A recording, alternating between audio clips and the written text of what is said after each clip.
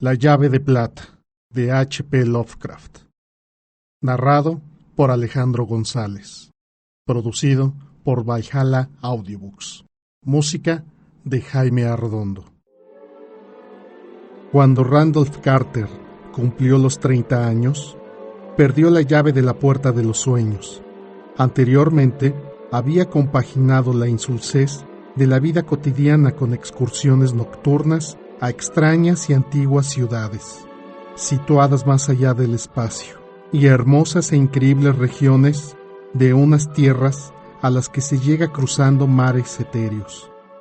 Pero al alcanzar la edad madura, sintió que iba perdiendo poco a poco esta capacidad de evasión, hasta que finalmente le desapareció por completo.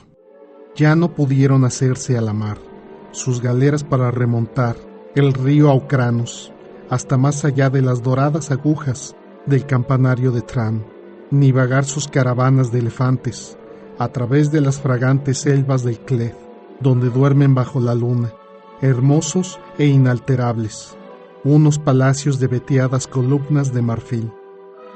Había leído mucho acerca de cosas reales, y había hablado con demasiada gente. Los filósofos, con su mejor intención, le habían enseñado a mirar las cosas en sus mutuas relaciones lógicas y a analizar los procesos que originaban sus pensamientos y sus desvaríos. Había desaparecido el encanto y había olvidado que toda la vida no es más que un conjunto de imágenes existentes en nuestro cerebro, sin que se dé diferencia alguna entre las que nacen de las cosas reales y las engendradas por sueños, que solo tienen lugar en la intimidad, ni ningún motivo para considerar las unas por encima de las otras. La costumbre le había atiborrado los oídos, con un respeto supersticioso, por todo lo que tangible y existe físicamente. Los sabios le habían dicho que sus ingenuas figuraciones eran insulsas y pueriles, y más absurdas aún, puesto que los soñadores se empeñaban en considerarlas llenas de sentido e intención, mientras el ciego universo va dando vueltas sin objeto, de la nada a las cosas, y de las cosas a la nada otra vez, sin preocuparse ni interesarse por la existencia, ni por las súplicas de los espíritus fugaces que brillan y se consumen como una chispa efímera en la obscuridad. Le habían encadenado a las cosas de la realidad, y luego le habían explicado el funcionamiento de las cosas, hasta que todo misterio hubo desaparecido del mundo. Cuando se lamentó y sintió deseos imperiosos de huir a las regiones crepusculares, donde la magia moldeaba hasta los más pequeños detalles de la vida, y convertía sus meras asociaciones mentales en paisaje de asombrosa e intangible delicia. Le encauzaron, en cambio, hacia los últimos prodigios de la ciencia, invitándole a descubrir lo maravilloso en los vórtices del átomo y el misterio de las dimensiones del cielo. Y cuando hubo fracasado y no encontró lo que buscaba en un terreno donde todo era conocido y susceptible de medida según leyes concretas, le dijeron que le faltaba imaginación y que no estaba maduro todavía, ya que prefería la ilusión de los sueños al mundo de nuestra creación física. De este modo, Carter había intentado hacer lo que los demás, esforzándose por convencerse de que los sucesos y las emociones de la vida ordinaria eran más importantes que las fantasías de los espíritus, más exquisitos y delicados.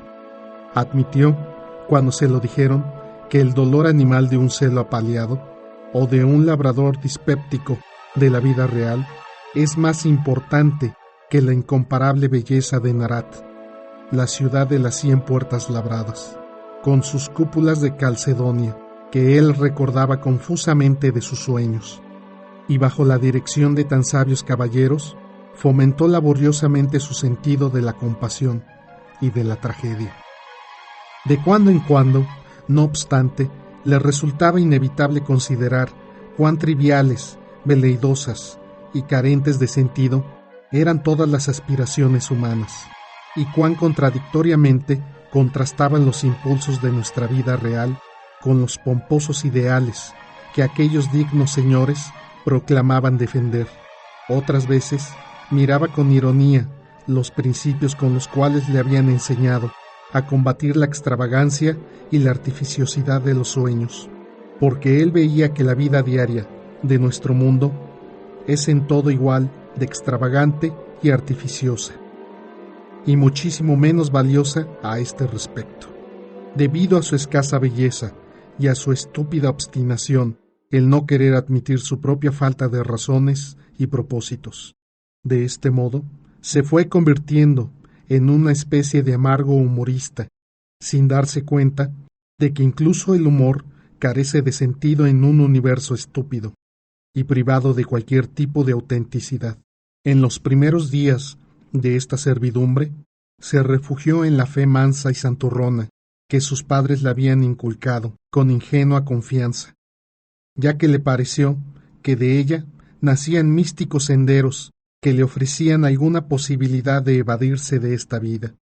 Solo una observación más cuidadosa le hizo comprender la falta de fantasía y de belleza, la rancia y prosaica vulgaridad, la gravedad de lechuza y las grotescas pretensiones de inquebrantable fe que reinaban de manera aplastante y opresiva entre la mayor parte de quienes la profesaban, o le hizo sentir plenamente la torpeza con que trataban de mantenerla viva, como si aún fuera el intento de una raza primordial por combatir los terrores de lo desconocido. A Carter le aburría la solemnidad con que la gente trataba de interpretar la realidad terrenal a partir de viejos mitos, que a cada paso eran refutados por su propia ciencia jactaciosa, y esta seriedad inoportuna y fuera de lugar mató el interés que podía haber sentido por las antiguas creencias. De haberse limitado a ofrecer ritos sonoros y expansiones emocionales con su auténtico significado de pura fantasía. Pero cuando comenzó a estudiar a los filósofos que habían derribado los viejos mitos, los encontró aún más detestables que quienes los habían respetado.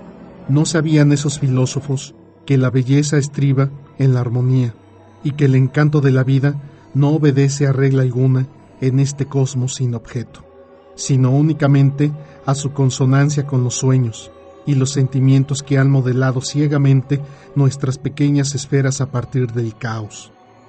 No veían que el bien y el mal, y la felicidad y la belleza son únicamente productos ornamentales de nuestro punto de vista, y que su único valor reside en su relación con lo que por azar pensaron y sintieron nuestros padres, y que sus características, aun las más útiles, son diferentes en cada raza y en cada cultura.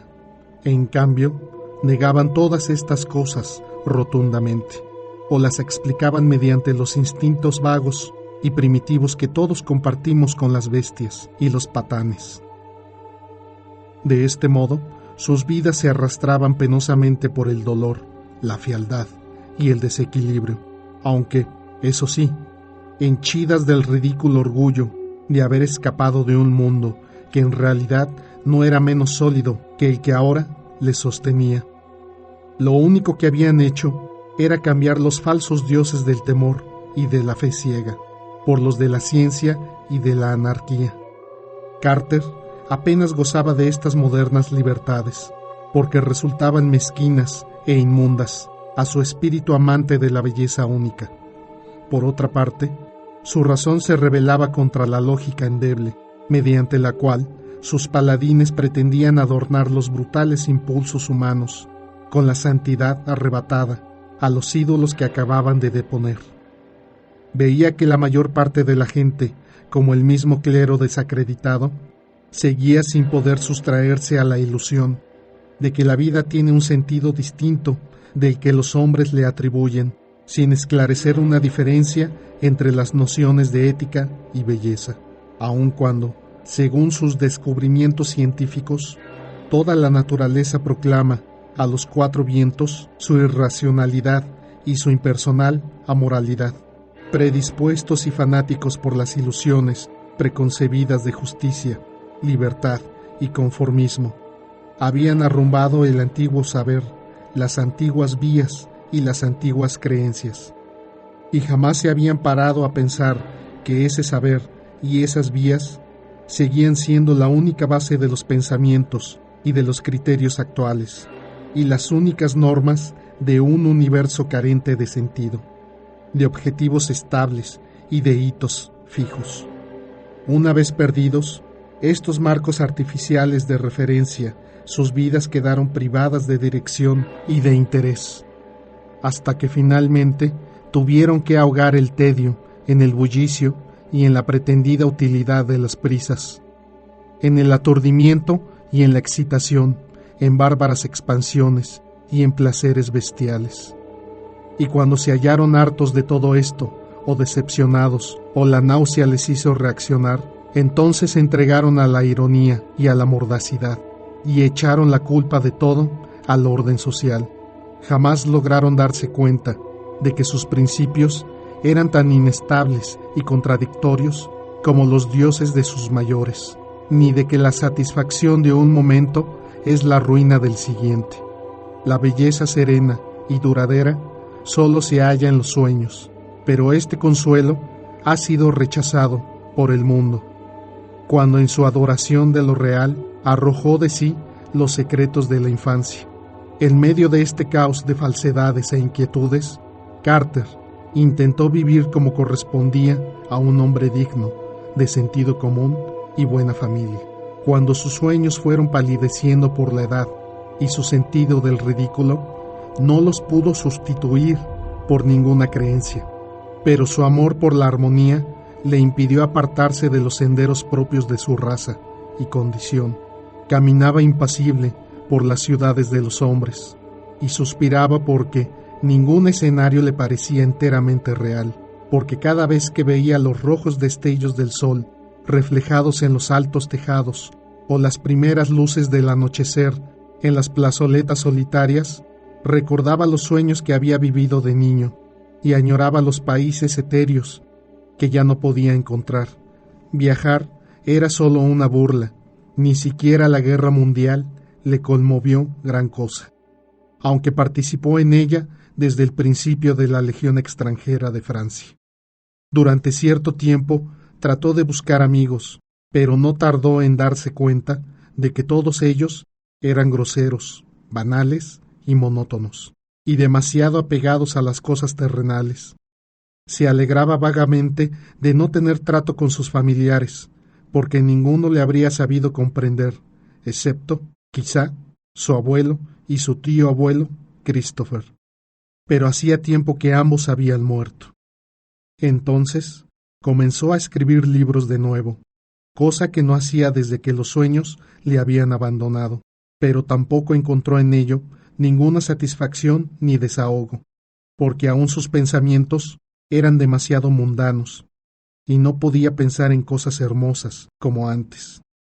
Los destellos de humor irónico echaban abajo los alminares fantasmales que su imaginación erigía, y su terrenal aversión por todo lo inverosímil marchitaba las flores más delicadas y fascinantes de sus maravillosos jardines. La religiosidad convencional que adjudicaba a sus personajes los impregnaba de un sentimentalismo empalagoso, en tanto que el mito del realismo y de la necesidad de pintar acontecimientos y emociones vulgarmente humanos degradaban toda su elevada fantasía, convirtiéndola en un fárrago de alegorías mal disimuladas y superficiales sátiras de la sociedad. Así, sus nuevas novelas alcanzaron un éxito que jamás habían conocido las de antes, pero al comprender cuán insulsas debían ser para agradar a la vana muchedumbre, las quemó todas y dejó de escribir. Eran unas novelas triviales y elegantes, en las que se sonreía educadamente de los propios sueños que apenas si describía por encima, pero se dio cuenta de que eran artificiosas y falsas y carecían de vida. Después de estos intentos, se dedicó a cultivar el ensueño deliberado y ahondó en el terreno de lo grotesco y de lo excéntrico, como buscando un antídoto contra los anteriores lugares comunes, Estos campos no tardaron, sin embargo, en poner de manifiesto su pobreza y su esterilidad, y pronto se dio cuenta de que las habituales creencias ocultistas son tan escasas e inflexibles como las científicas, aunque desprovistas de toda verosimilitud. La estupidez grosera, la superchería y la incoherencia de las ideas no son sueños, ni ofrecen a un espíritu superior ninguna posibilidad de evadirse de la vida real. Así pues, Carter compró libros aún más extraños y buscó escritores más profundos y terribles, de fantástica erudición.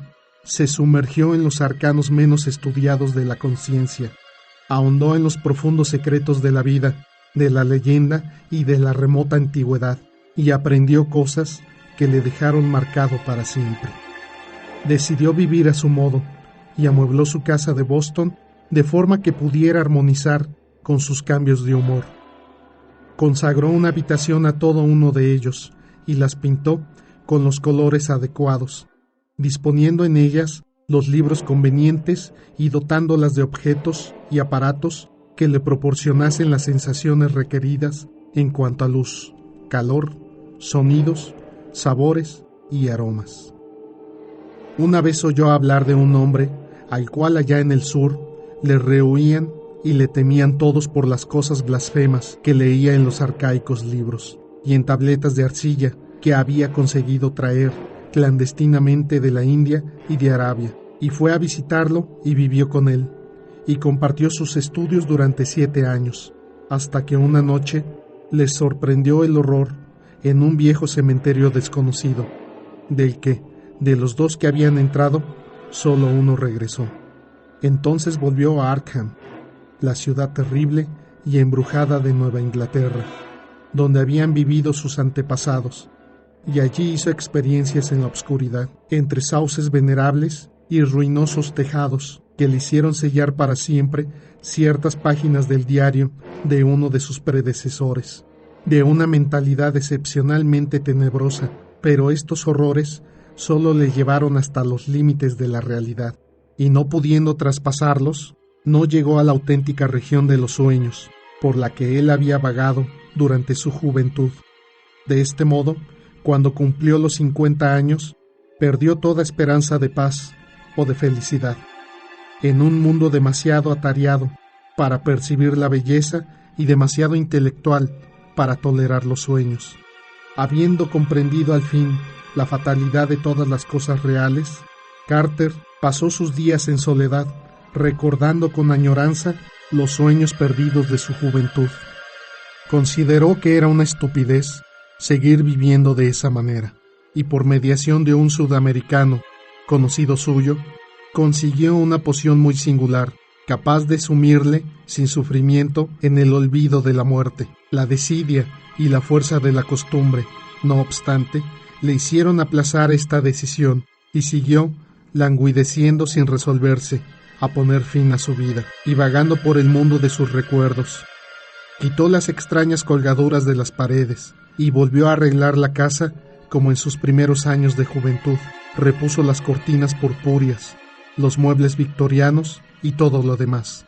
Con el paso del tiempo, casi llegó a alegrarse de haber diferido su determinación, ya que sus recuerdos de juventud y su ruptura con el mundo hicieron que la vida y sus sofisterías le pareciesen muy distantes e irreales, tanto más cuanto que a ello se añadió un toque de magia y esperanza, que ahora empezaba a deslizarse en sus descansos nocturnos.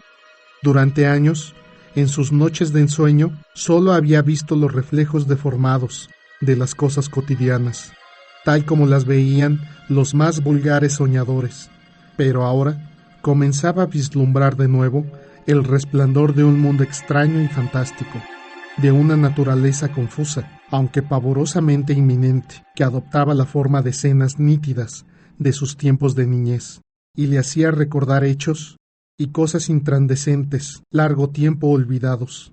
A menudo se despertaba, llamando a su madre y a su abuelo, cuando hacía ya un cuarto de siglo que ambos descansaban en sus tumbas. Luego, una noche su abuelo le recordó la llave, aquel sabio, de cabeza encanecida, con la misma apariencia de vida que en sus buenos tiempos, le habló larga y seriamente de su rancia estirpe y de las extrañas visiones que habían tenido aquellos hombres refinados y sensibles que eran sus antepasados. Le habló del cruzado de ojos llameantes y de los crueles secretos que éste aprendió de los sarracenos durante el tiempo que lo tuvieron en cautiverio, del primer Sir Randolph Carter, que estudió artes mágicas en tiempos de la reina Isabel. Asimismo, le habló de Edmund Carter, que estuvo a punto de ser ahorcado con las brujas de la ciudad de Salem, y que había guardado en una caja una gran llave de plata que había recibido de manos de sus mayores. Antes que Carter despertara, su etéreo visitante le dijo dónde encontraría la caja, y que trataba de un cofrecillo de prodigiosa antigüedad, cuya tosca tapa, tallada en madera de roble, no había abierto mano alguna desde hacía 200 años. Entre el polvo y las sombras del desván lo encontró, remoto y olvidado, en el último cajón de una enorme cómoda. El cofrecillo era como un pie cuadrado, y tenía unos bajorrelieves góticos tan tenebrosos que no se extrañó de que nadie se hubiera atrevido a abrirlo desde los tiempos de Edmund Carter. No sonó nada dentro al sacudirlo, pero despidió místicos perfumes de especies olvidadas. Lo de que contenía una llave no era sin duda alguna más que una obscura leyenda. Ni siquiera el padre de Randolph Carter había sabido nunca que existiese tal cofrecillo. Estaba reforzado con tiras de hierro herrumbroso, y no parecía haber medio alguno de abrir su impotente cerradura. Carter tenía el vago presentimiento de que dentro encontraría la llave de la perdida puerta de los sueños, pero su abuelo no le había dicho una sola palabra de cómo y dónde usarla. Un viejo criado suyo forzó la tapa esculpida, y al hacerlo, las horribles caras le miraron desde la madera ennegrecida. En el interior, un pergamino descolorido envolvía una enorme llave de plata, labrada con misteriosos arabescos, pero no había allí explicación legible de ninguna clase. El pergamino era voluminoso y estaba cubierto de extraños jeroglíficos, pertenecientes a una lengua desconocida, trazados con un antiguo junco. Carter reconoció en ellos los mismos caracteres que había visto en cierto rollo de papiro que perteneciera al terrible sabio del sur, el que desapareció una noche en determinado cementerio de remota antigüedad. Aquel hombre se estremecía siempre que consultaba el rollo, y Carter tembló ahora también. Pero limpió la llave y la conservó esa noche a su lado, metida en su aromático estuche de roble viejo. Entretanto, sus sueños se fueron haciendo más vívidos, y aunque en ellos no aparecía ninguna de aquellas extrañas ciudades, ni los increíbles jardines de sus viejos tiempos, fueron adquiriendo un significado definido, cuya finalidad no dejaba lugar a dudas, era llamado en sueños desde un pasado remoto, y se sentía arrastrado por las voluntades unidas de todos sus antepasados hacia alguna fuente oculta y ancestral. Entonces comprendió que debía penetrar en el pasado y confundirse con las viejas cosas, y día tras día pensó en las colinas del norte, donde se hallan la encantada ciudad de Arkham y el impetuoso Miskatonic, y la rústica y solitaria morada de su familia.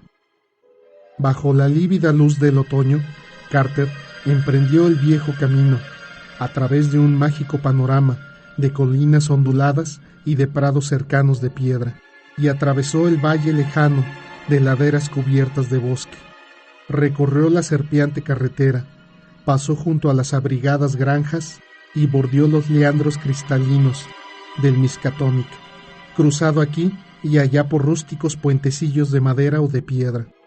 En una de sus curvas vio el grupo de olmos gigantescos donde había desaparecido misteriosamente uno de sus antepasados hacía 150 años, y se estremeció al sentir el viento que soplaba de modo significativo entre sus troncos. Luego apareció una casa solitaria y ruinosa del viejo Woody Fowler, el brujo, con sus ventanucos endemoniados y su gran tejado que descendía casi hasta el suelo por la parte de atrás. Pisó el acelerador al pasar por delante y no moderó la marcha hasta no haber coronado la colina donde había nacido su madre y los padres de su madre, en un blanco y viejo caserón que todavía conservaba su imponente aspecto desde la carretera, colgado sobre un paisaje trágico y maravilloso de rocosas pendientes y valles verdeantes, en cuyo horizonte se divisaban los lejanos campanarios de Kingsport, y aún más allá se adivinaba la presencia de un mar arcaico y henchido de sueños. Luego vino la ladera de Monte Bajo, donde se alzaba la mansión que Carter no había visitado desde hacía 40 años. Caía ya la tarde cuando llegó al pie del lugar, y a mitad de camino se detuvo a contemplar la extensa comarca dorada y celestial, inundada por la luz sesgada del sol poniente. Toda la fantasía y el anhelo de sus sueños recientes parecían encarnar en este paisaje apacible y extraño que le sugería la ignorada soledad de otros planetas. Recorrió con la mirada el tapiz desierto de los prados que se estremecía entre tapias derruidas y mágicos macizos de bosque que destacaban por encima del ondulado perfil de las colinas, y el valle espectral, poblado de árboles, que se precipitaba entre sombras hacia los húmedos bordes de los riachuelos, cuyas aguas sollozaban al discurrir gorgoteantes entre hinchadas y retorcidas raíces. Aigo le dijo que su automóvil no pertenecía a este universo, así que le dejó junto al límite del bosque y, metiéndose la enorme llave en el bolsillo de la chaqueta, siguió subiendo a pie por la cuesta. Se internó en lo profundo del bosque, aún a sabiendas de que el edificio estaba en lo alto de una loma totalmente despejada de árboles, excepto por el norte. Se preguntó qué aspecto ofrecería la casa, puesto que estaba vacía y abandonada, en parte por culpa suya, desde la muerte de su extraño tío abuelo Christopher, ocurrida hacía 30 años. Durante su niñez había pasado largas temporadas allí y había descubierto extrañas maravillas en los bosques que se extendían al lado del huerto. Las sombras se hicieron más densas a su alrededor porque la noche estaba cerca. A su derecha se abrió entre los árboles un calvero, de suerte que durante un momento pudo distinguir leguas y leguas de praderas bañadas de luz crepuscular, y al fondo el campanario de la congregación, que se alza sobre la colina central de Kingsport. Arrebolados con el último resplandor del día, los cristales redondos de las lejanas ventanitas parecían despedir llamaradas del fuego. Sin embargo, al sumergirse de nuevo en las sombras, recordó de pronto, con un sobresalto, que esta visión fugaz no podía proceder sino de algún trasfondo de su memoria infantil, ya que hacía mucho tiempo que la iglesia había sido destruida para construir en su lugar el hospital de la congregación. Había leído la noticia con interés, ya que el periódico hablaba además de las extrañas galerías y pasadizos que habían encontrado en la roca, bajo sus cimientos. A través de su confusión, le pareció oír una voz aflautada, y al reconocer su acento familiar después de tantos años, sintió un nuevo escalofrío. Benjía Core, el antiguo criado de su tío Christopher, era ya un anciano en aquella época lejana de su niñez, en que veía pasar temporadas enteras al viejo caserón. Ahora tendría más de 150 años, pero aquella voz cansada no podía ser de nadie más. Carter no pudo distinguir lo que decía, pero el tono era inconfundible y obsesionante. ¿Quién iba a decir que el viejo Benjuy aún estaba vivo? Señorito Randy, ¿dónde estás? ¿Quieres matar de un disgusto a tu tía Marta? ¿No te dijo que no te alejaras de la casa cara a la noche y que volvieras antes de oscurecer? Randy, Randy, en mi vida he visto un chiquillo que le guste tanto corretear por el bosque. Se pasa el día merodeando por esa maldita caverna de serpientes. ¡Randy! Randolph Carter se paró de la densa oscuridad y se restregó los ojos con la mano. Era muy extraño. Algo no andaba bien. Se encontraba en un paraje donde no debía estar. Se había extraviado en unos lugares muy apartados, a donde no debía haber ido. Y ahora era imperdonablemente tarde. No había mirado la hora en el reloj del campanario de Kingsport, aun cuando podía haberla visto fácilmente en su catalejo de bolsillo. Pero sabía que su retraso era algo muy extraño y sin precedentes. No estaba seguro de haberse traído consigo el catalejo, y se metió la mano en el bolsillo de la blusa para cerciorarse. No lo traía, pero en cambio llevaba una llave de plata que había encontrado en alguna parte, dentro de una caja. Tío Chris le dijo una vez algo muy raro, acerca de una arqueta cerrada, donde había una llave, pero tía Marta le hizo callar bruscamente, diciendo que no debía contar historias de ese género a un muchacho que ya tenía la cabeza demasiado llena de quimeras.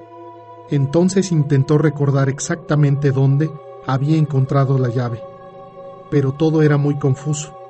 Se preguntó si no sería en el desván de su casa de Boston, y se acordó vagamente de haber sobornado a Parks con el sueldo de media semana para que le ayudara a abrir la caja y guardara silencio después. Pero al evocar la escena, la cara de Parks le resultó muy extraña, como si las arrugas de innumerables años hubieran hecho presa de pronto en él vivo y a menudo Cockney. ¡Randy! ¡Randy! ¡Hey, Randy! Una linterna oscilante apareció por la curva oscura, y el viejo Benjía se arrojó sobre la silueta silenciosa y perpleja de Carter. ¡Maldito crío! Ahí estabas tú. ¿No tienes lengua en la boca? ¿Qué no contestas? Hace media hora que te estoy llamando y no me has tenido que oír hace rato. ¿Es que no sabes que tu tía Marta está a la mar de preocupada por tu culpa? Espera y verás, cuando se lo diga a tu tío Chris. Deberías saber que estos bosques no son lugar a propósito para andar por ahí a estas horas. Te puedes tropezar con cosas malas, de las que nada bueno puedes esperar, como mi abuelo. Sabía muy bien antes que yo. Vamos, señorito Randy. Ohana no nos guardará la cena. De este modo, Carter se vio arrastrado cuesta arriba, hacia donde brillaban fascinantes las estrellas a través de los altos ramajes otoñales, y oyeron ladrar a los perros, y vieron la luz amarillenta de las ventanas, tras la última revuelta del camino, y contemplaron el parpadeo de los Pléyades por encima del Calvero, donde se erguía un gran tejado negro contra el agonizante crepúsculo de poniente. Tía Marta estaba en el umbral, y no regañó demasiado al pequeño tunante cuando Benjía lo hizo entrar. Demasiado bien sabía por tío Chris que estas cosas eran propias de los Carter. Randolph no le enseñó la llave, sino que cenó en silencio y solo protestó cuando llegó la hora de acostarse. Él solía soñar mejor despierto, y por otra parte quería utilizar la llave aquella.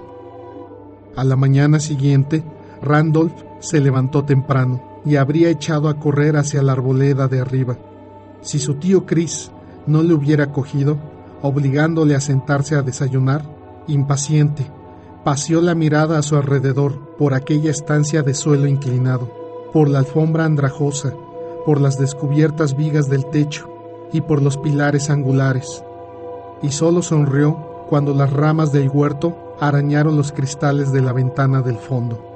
Los árboles y las colinas estaban allí cerca, a su lado, y constituían las puertas de aquel reino intemporal que era su verdadera patria. Luego, cuando le dejaron libre, se tentó el bolsillo de la blusa para ver si tenía la llave, y al ver que sí, cruzó el huerto y echó hacia arriba, por donde el monte se elevaba hasta por encima del Calvero. El suelo del bosque estaba tapizado de musgo y de su misterio. Los grandes peñascos cubiertos de liquenes se erguían vagamente bajo la luz difusa, como enormes monolitos druidas entre los troncos inmensos y retorcidos de un bosque sagrado. A mitad de su ascenso, Randolph cruzó un torrente cuyas cascadas, un poco más abajo, cantaban misteriosos sortilegios a los faunos escondidos, a los egipanes y a las druidas. Luego llegó a la extraña cueva que se abría en la falda del monte, a la temible caverna de las serpientes que la gente del campo solía rehuir y de la que pretendía mantenerle alejado Benjía. La cueva era profunda, más profunda de lo que cualquiera habría sospechado, porque Randolph había descubierto una hendidura en el rincón, más profundo y oscuro, que daba acceso a otra gruta más grande, a un espacio secreto y sepulcral, cuyas graníticas paredes daban la impresión de haber sido trabajadas por un ser inteligente. Esta vez entró reptando, como en las demás ocasiones, y alumbrándose con las cerillas que había cogido del cuarto de estar, se deslizó por la grieta del final, con una ansiedad inexplicable para sí mismo. No sabía por qué razón se aproximó a la pared del fondo, con tanta resolución, ni por qué sacó instintivamente la gran llave de plata, pero siguió adelante. Y cuando aquella noche regresó excitado a casa, no dio ninguna explicación por su tardanza, ni prestó la más mínima atención a la regañiza que se ganó por haber ignorado totalmente la llamada del cuerno que anunciaba la comida de mediodía. Hoy coinciden todos los parientes lejanos de Randolph Carter, en que, cuando éste tenía 10 años, ocurrió algo que despertó su imaginación. Su primo, Ernest B. Aspinwall, de Chicago, es 10 años mayor que él, y recuerda muy bien el cambio operado en el muchacho después del otoño de 1883. Randolph había contemplado paisajes fantásticos, como nadie los ha contemplado en la vida, pero más extraños aún eran algunos de los poderes que mostró en relación con cosas muy reales. Parecía, en suma, haber adquirido el don singular de la profecía, y a veces reaccionaba de un modo extraño ante cosas que, pese a carecer totalmente de importancia en aquel momento, justificaban más tarde sus singulares actitudes.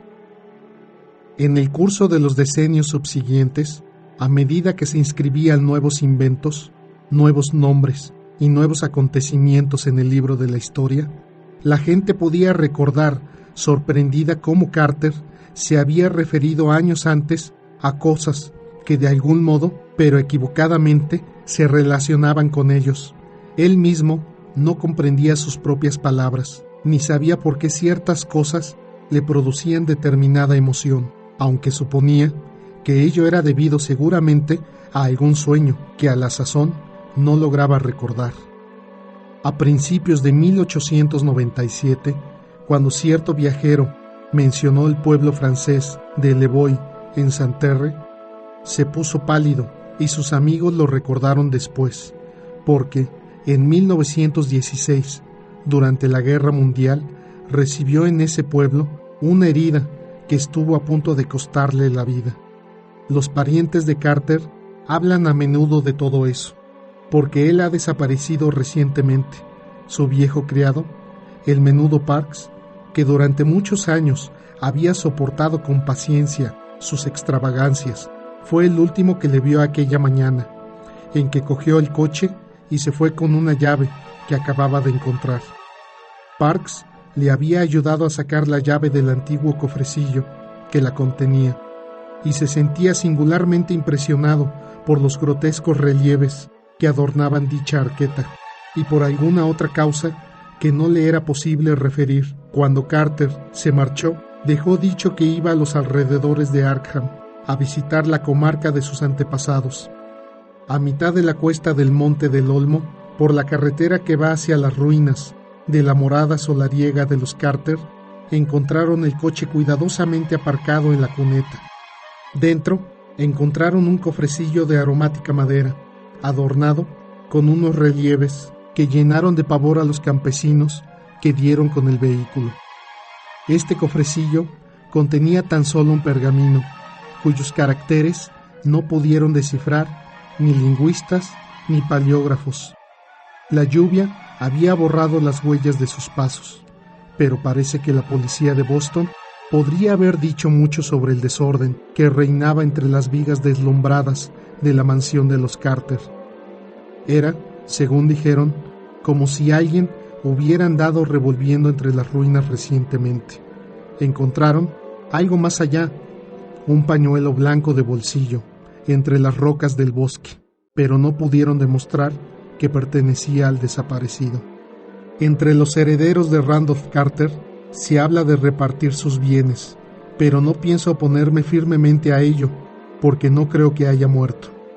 Existen repliegues en el tiempo y en el espacio, en la fantasía y en la realidad, que solo un soñador puede adivinar, y por lo que sé de Carter, creo que lo que ha sucedido es que ha descubierto un medio de atravesar estos nebulosos laberintos. Si volverá o no alguna vez, es cosa que no puedo afirmar.